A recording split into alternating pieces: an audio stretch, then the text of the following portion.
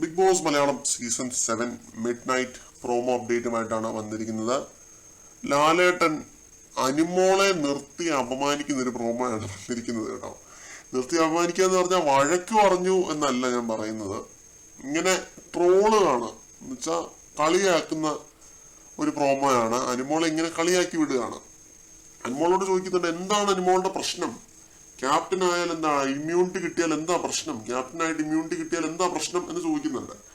അത് ആക്ച്വലി അനുമോൾ ഉദ്ദേശിച്ചത് എന്താണെന്ന് വെച്ച് കഴിഞ്ഞാൽ, ഈ കഴിഞ്ഞ ആഴ്ചത്തെ ക്യാപ്റ്റൻസി നടന്നത് നോമിനേഷൻ പ്രക്രിയ കഴിഞ്ഞിട്ടായിരുന്നു.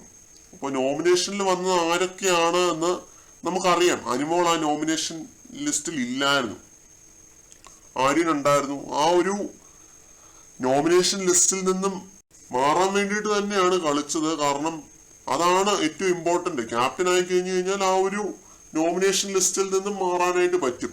അത് മുന്നിൽ കണ്ടിട്ട് തന്നെയാണ് ആര്യൻ ഗെയിം കളിച്ചത്. പക്ഷെ ആ ടാസ്ക് സാബുമാനാണ് വിജയിച്ചത്. സാബുമാൻ നോമിനേഷനിൽ വന്നിട്ടില്ലായിരുന്നു. അപ്പോ അനുമോളും സാബുമാനും രണ്ടുപേരും നോമിനേഷനിൽ വന്നിട്ടില്ല. അനീഷും വന്നിട്ടില്ലായിരുന്നു, ആദിലയും വന്നിട്ടില്ല. 4 പേരാണ് നോമിനേഷനിൽ വരാത്തതായിട്ടുണ്ടായിരുന്നത്. അപ്പൊ ഇവര് 4 പേരിൽ ആർക്കും കിട്ടാതെ ഈ പറയുന്ന ആര്യന് കിട്ടുമായിരുന്നുണ്ടെങ്കിൽ ആര്യൻ സേവ് ആയേനെ ഈ ആഴ്ച. പക്ഷെ ആര്യൻ നോമിനേഷനിൽ വന്നു.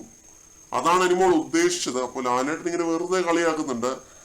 എന്താണ് അങ്ങനെ സംഭവിച്ചത്, എന്താണ് പ്രശ്നം, ക്യാപ്റ്റനായിട്ട് ഇമ്മ്യൂണിറ്റി കിട്ടിയാൽ എന്താണ് പ്രശ്നം എന്നൊക്കെ ചോദിക്കുന്നുണ്ട്. ഒരു പ്രശ്നവും ഇല്ല ലാലേട്ട എന്നുള്ള രീതിയിലൊക്കെ എന്തൊക്കെയോ അനുമോൾ പറയുന്നുണ്ട്.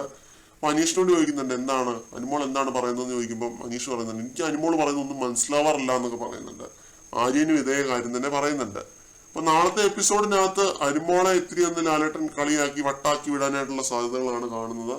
കൂടുതൽ അപ്ഡേറ്റ്സുമായിട്ട് വീണ്ടും കാണാം.